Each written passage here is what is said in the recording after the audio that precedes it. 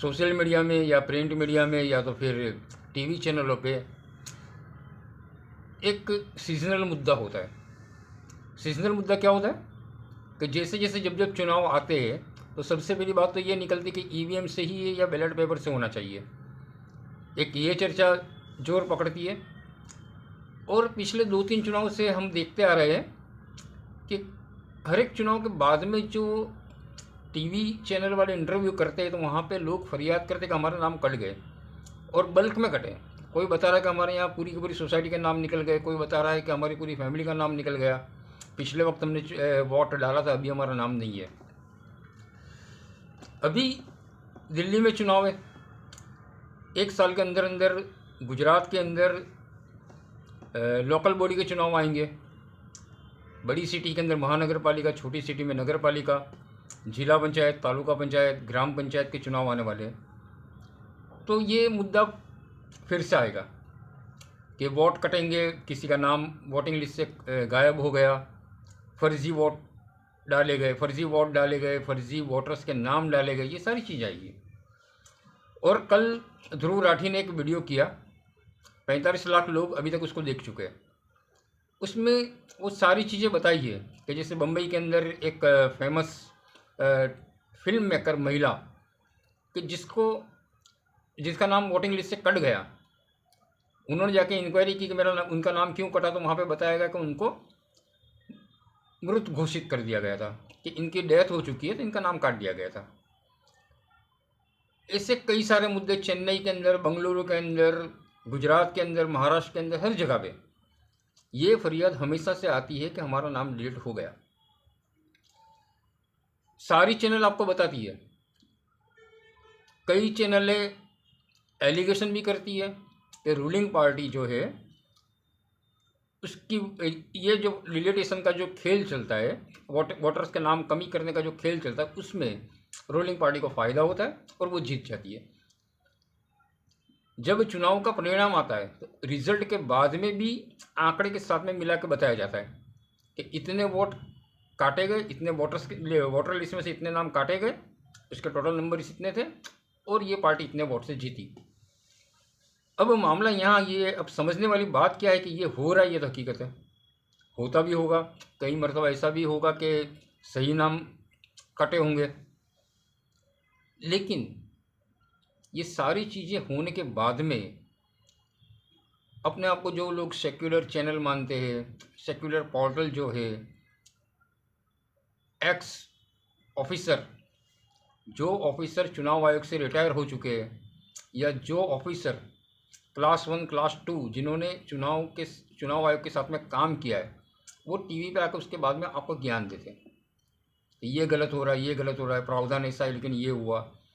लेकिन ध्रुव राठी सहित सभी, कभी किसी ने आपको ये बताया कि ये होता है, इसके सामने एक्शन क्या लिया जा सकता है?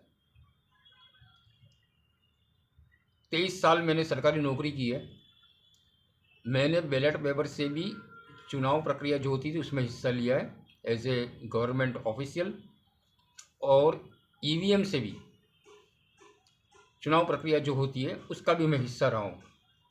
दोनों तरीके से दोनों के प्लस माइनस पॉइंट क्या है वो मुझे अच्छी तरह पता है। अब सबसे पहले आप ये बात समझ लीजिए कि जैसे कि ये मेरा वीडियो ज़्यादातर गुजरात के लोग देखते हैं और गुजरात के अंदर अगले 1 साल के अंदर चुनाव आने वाले, तो यहाँ पे भी जब आप वोट डालने जाओगे तो आपका नाम वहाँ पे कमी नहीं हो चुका है, निकल चुका है, आप वोट दे नहीं सकते और वापस आएंगे और आप फरियाद करोगे चैनलों को। तो इसको पहले समझ लो कि ये सिस्टम क्या है। चुनाव आयोग के पास में जो ऑन पेपर जो सिस्टम उन लोगों ने लगाई है वो 101% फुल प्रूफ है, वहाँ पे चीटिंग नहीं हो सकती। अगर चीटिंग होती है तो उसको पकड़ी जा सकती है, ये ऑन पेपर ये फुल प्रूफ है। लेकिन फिर भी गलत हो रहा है, ये भी हम नहीं कह सकते कि गलत नहीं हो रहा है, हो रहा है। तो सबसे पहले तो आप इसका समझिए कि ये कैसे हो रहा है। चुनाव आयोग के पास में इनके पास जो इतने भी ऑफिशियल है, वोटर के पास से जो वोटर आप जहाँ पे बूथ में वोट डालने जाते हो वहाँ से लेके के चुनाव आयोग तक, एक लोकसभा कॉन्स्टिट्यूंसी पकड़ लीजिए या एक विधानसभा ले लीजिए, तो सबसे ऊपर एक अधिकारी होता है जो क्लास 1 ऑफिसर होता है। वह IAS या सुपर क्लास 1 से होता है, जिसे बोला जाता है रिटर्निंग ऑफिसर। वो गवर्नमेंट ऑफिसर होगा, सरकारी कर्मचारी सबसे ऊपर। वो कलेक्टर लेवल का हो सकता है, कमिश्नर लेवल का हो सकता है, उसका होदा कोई भी हो, लेकिन उसका डेजिग्नेशन जो है वो क्लास 1, सुपर क्लास 1, वो सबसे ऊपर होता है। अब एक लोकसभा के अंदर एक RO हो गया, उसके हाथ नीचे जितनी भी विधानसभाएं, मान लो कि एक लोकसभा के अंदर 6 विधानसभाएं, तो 6 ARO होंगे, असिस्टेंट रिटर्निंग ऑफिसर। ये सारे के सारे क्लास 1 ऑफिसर होंगे और ये सरकारी कर्मचारी होंगे। ये 2 टियर हो गए। यानी गुजरात के अंदर एक विधानसभा के अंदर एवरेज 300 बूथ होते हैं, तो 300 बूथ के ऊपर एक ARO क्लास 1 ऑफिसर वहाँ पे बैठा हुआ है। और पूरी लोकसभा अगर गिन लो तो जहाँ पे 1800 2000 बूथ होते हैं, उसके ऊपर एक RO होता है जो कलेक्टर लेवल का या कमिश्नर लेवल का ऑफिसर होता है। ये 2 टियर हो गए। अब इसके नीचे आइए, एक विधानसभा में 300 बूथ है तो वहाँ पे मिनिमम 20 जोनल ऑफिसर होंगे। एक बूथ 15 बूथ के ऊपर 10 बूथ के ऊपर जैसा उनकी सहूलत रहेगी, ट्रांसपोर्टेशन की, उनके कम्युनिकेशन की, उनके कम्यूटिंग की, 15 16 17 के ऊपर एक जोनल ऑफिसर होगा। ये कंपलसरी क्लास 1 ऑफिसर होगा। ये तीनों 3 सरकारी कर्मचारी होंगे। ये अपनी ड्यूटी में कोई भी गलती करते हैं तो इनकी सज़ा, इनका प्रमोशन रोकना, इनका पगार काटना, इनको नौकरी से निकाल देना, यहाँ तक का है। इसके अलावा इससे भी बड़ा अगर जुर्म करते हैं और कोर्ट में साबित होता है तो इनको सज़ा भी हो सकती है, कैद की सज़ा भी हो सकती है, जेल भी हो सकती है। ये 3 टियर जो है इसके ऊपर सज़ा हो सकती है। क्यों? कि सरकारी कर्मचारी के लिए अलग से रूल्स बने हुए हैं कि वो अपनी ड्यूटी के अंदर कोई गलती करते हैं तो उसके लिए उनकी सज़ा तय है। डिपार्टमेंटल इंक्वायरी होगी, ज़रूरत पड़ी तो FIR होगी, और दोनों को मिला के जो मैक्सिमम उनको जो सज़ा दी जा सकती है वो दी जाएगी। तो ये तीनों 3। अच्छा, दूसरी बात आप समझिए, आज की तारीख में क्लास 1 ऑफिसर जो है उसका पगार मिनिमम 1.5 लाख रुपये महीना है। 1.5 लाख से लेके 2 लाख, अगर उसकी सीनियरिटी ज़्यादा है, उसकी ज़्यादा, उसने ज़्यादा साल की उसकी सर्विस है, तो 2 लाख तक का भी उसका पगार होगा। यानी ये जितने लोग हैं उनको मंथली 2 लाख की इनकम हो रही है, जो सरकारी नौकरी के बदले में उनको पगार दिया जाता है। अब इनके नीचे जो होते हैं, जैसे गुजरात के अंदर 52,000 के करीब बूथ है, तो हर एक बूथ के ऊपर एक BLO होगा, ब्लॉक लेवल ऑफिसर। 1100 से लेके 800 से लेके 1200 तक एक बूथ के ऊपर वोटर होते हैं।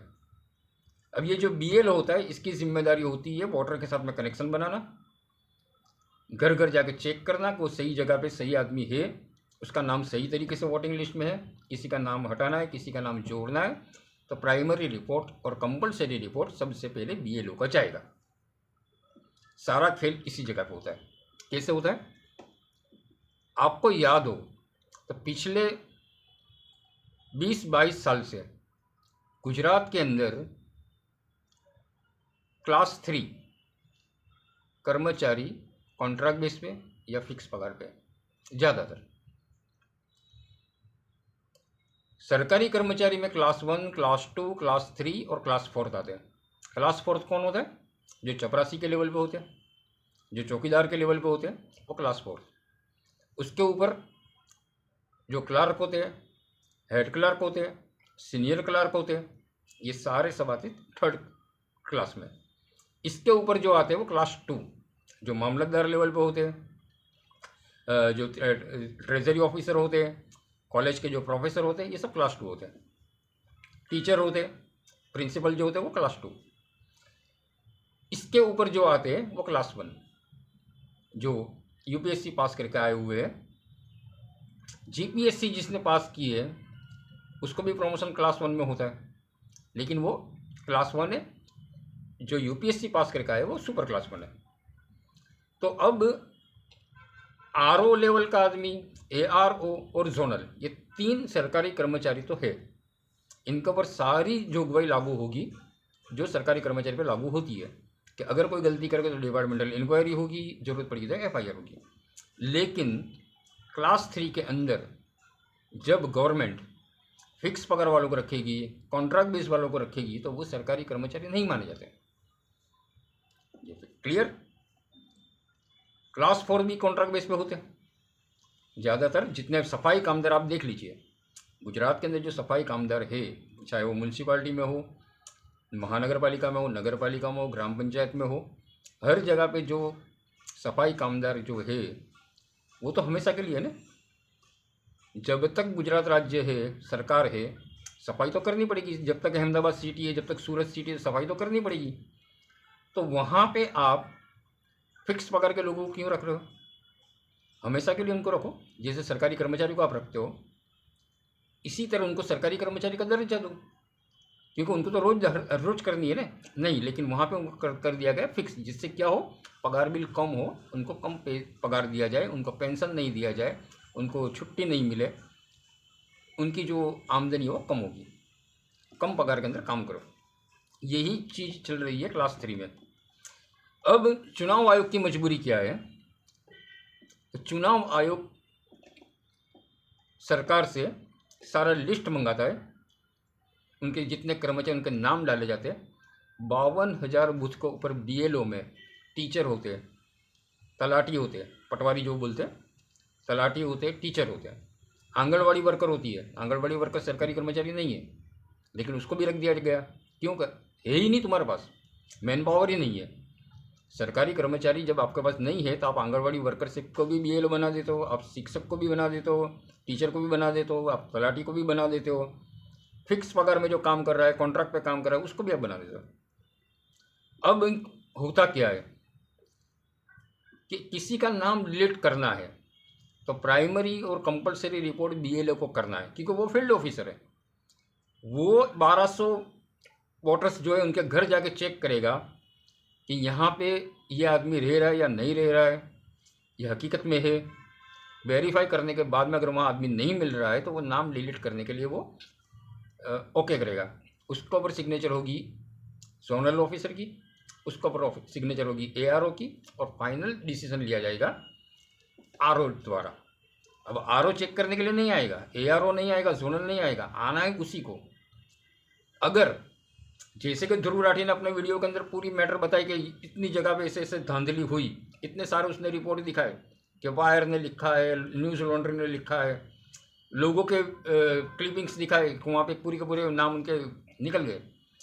यहाँ तक लाके बात को आप रोक लेते हो।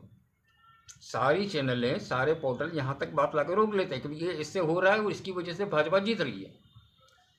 आप मुझे बताइए, अगर आपको में इतनी ही बात सुनने में आ रही है कि ऐसा होने की वजह से भाजपा जीत रही है, तो जो वोटर्स जिनको रूलिंग पार्टी को अगर मान लो कि वोट नहीं देना है, उनको वो किसी और पार्टी को जिताना चाहते हैं, तो वो तो यही सोचेंगे ना। उनके दिल में क्या बात आती है कि हम कितनी भी कोशिश कर ले, सत्ता इनके पास है और ये लोग जीत रहे हैं। लेकिन अगर आपका नाम वोटिंग लिस्ट से निकल चुका है, डिलीट हो चुका है, तो ये तो आपका अधिकार था ना। जैसे कि आपके घर में खाना क्या बनेगा, वो आपकी बीवी आपको पूछेगी। अगर हस्बैंड खाना बना रहा है तो पत्नी भी आपको कहेगी ये खाना है, पति कहेगा मुझे ये खाना है, बच्चे कहेंगे हमको ये खाना है। ये आपकी राय होती है। जब आप अपनी सोसाइटी की कोई डिसीजन होते हैं तो वहाँ अपनी राय देते हो कि यहाँ पे क्या होना चाहिए, क्या नहीं होना चाहिए, कोई फंक्शन कैसे करना है, कैसे नहीं करना है। संस्था के अंदर आप अपनी राय रखते हो। इसी तरीके से सरकार बनाने में आपकी राय ली जाती है। तो ये तो आपका अधिकार है ना।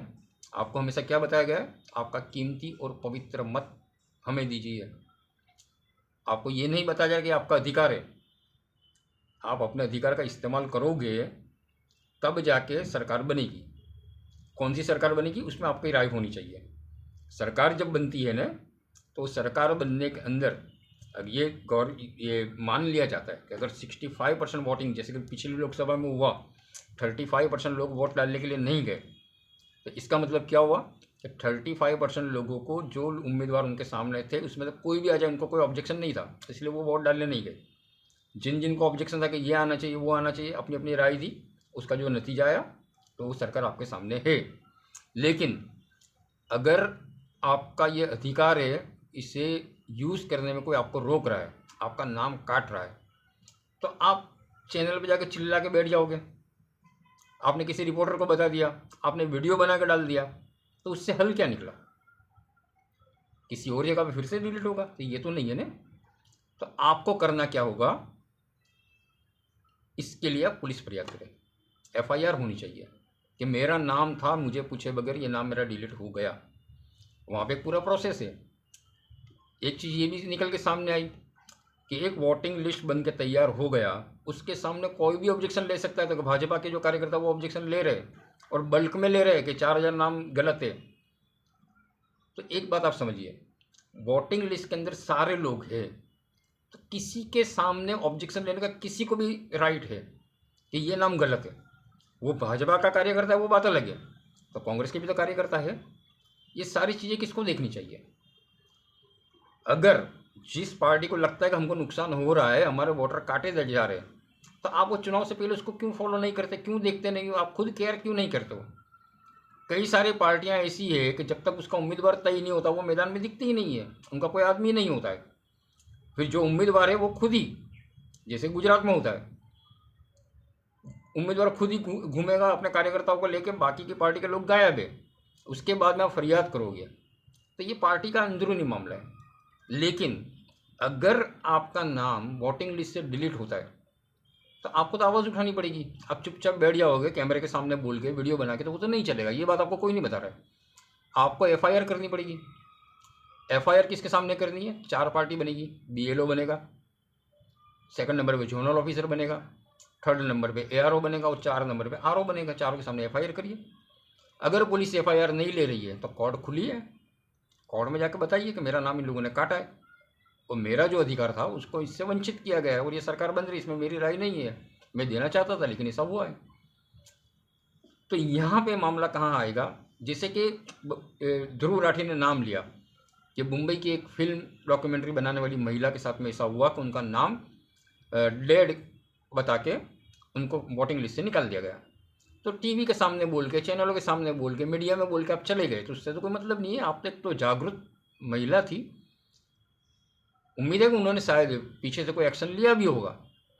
अगर ये एक्शन अगर लिया जाता है तो मान लो कि वो BLO जो है, जो फिक्स पगार पे बैठा हुआ है, जो आंगनवाड़ी वर्कर है, जो तो तलाटी है, जो कॉन्ट्रैक्ट बेस पे काम कर रहा है, उसके सामने अगर डिपार्टमेंटल इंक्वायरी नहीं होती है, लेकिन फिर भी वो नौकरी से तो उसको कॉन्ट्रैक्ट उसका ख़त्म किया जाएगा।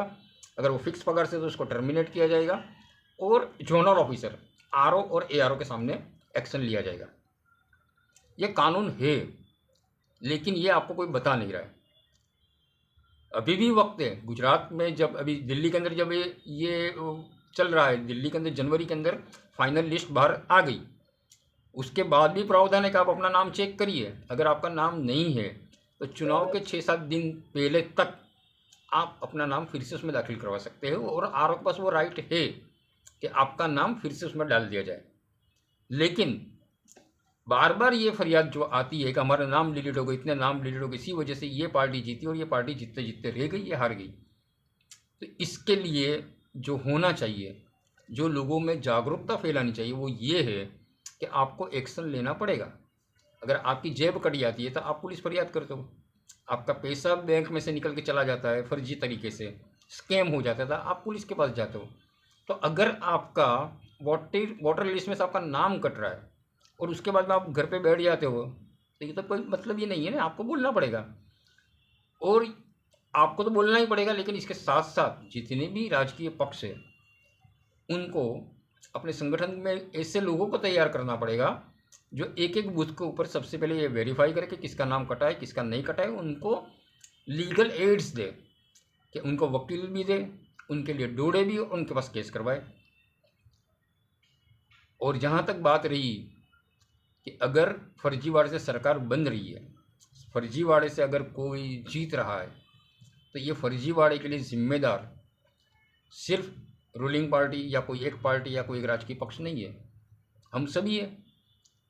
खासकर वो लोग कि जिनके नाम डिलीट हो जाते हैं, डिलीट होने के बाद में वो नेक्स्ट टाइम या तो उसी वक्त आवाज़ नहीं उठाते। आप डट के मुकाबला करें ना। अगर आपका अधिकार छीना जा रहा है तो आप उसको लीगल वे में काम करिए। लीगल वे क्या होता है कि मान लो कि मेरा नाम कटा है, नाम कटा है तो कोई बात नहीं, मैं उसके एविडेंस ले लूँगा कि मेरा नाम इसमें कटा है, मैं उसी जगह पे रह रहा हूँ। मेरा नाम किस वजह से कटा, तो आपका नाम पहले था और उसके बाद में कटा, तो कंपलसरी किसी ने फॉर्म भरा है, फॉर्म नंबर 7। फॉर्म नंबर 7 भरने वाला कौन है, उससे कोई लेना देना नहीं है। वो कोई भी आदमी भर सकता है।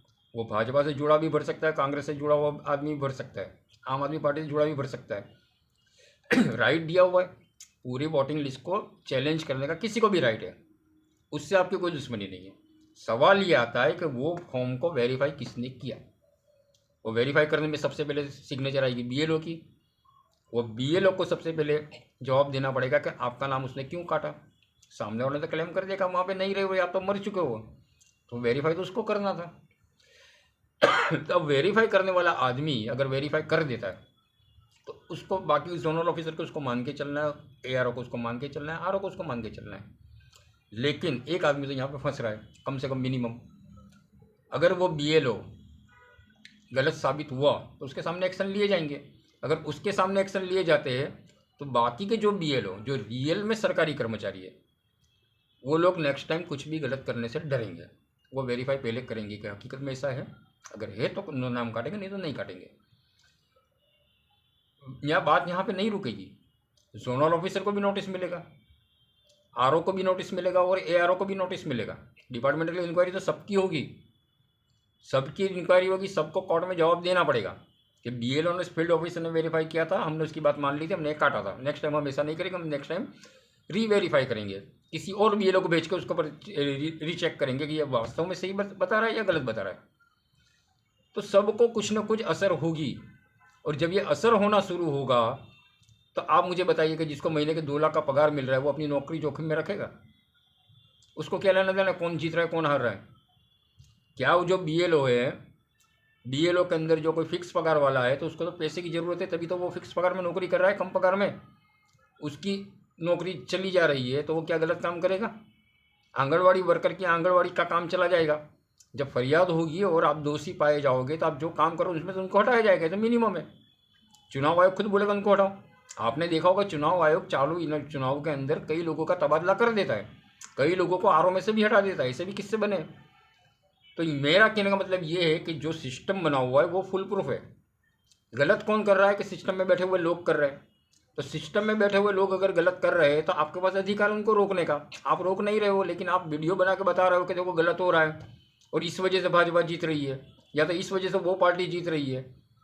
तो इससे तो ये होगा ना कि उनके विरोधी जो लोग हैं उनका तो उत्साह कम हो जाएगा। कम कुछ भी करे जीतेंगे तो वही, जिससे एक स्लोगन चला था आएगा तो मोदी।